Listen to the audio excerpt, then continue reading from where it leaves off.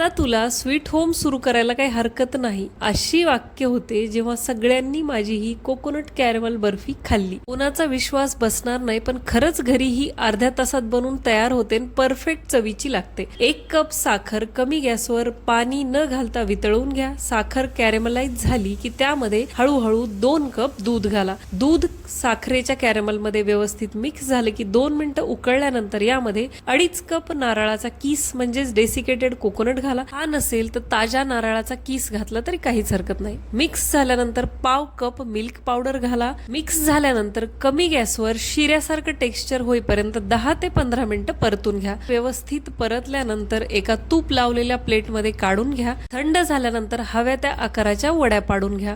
वरून हवं तर काजू लावू शकता किंवा चांदीचं वर्क लावू शकता. मी इथं काजू वापरलेले आहेत. Perfect sweet home style coconut caramel barfi तयार होते. एकदा ट्राय करून नक्की बघा. डिटेल व्हिडिओ चॅनलवर दिलेला आहे, एकदा नक्की पाहावं, सबस्क्राईब करा.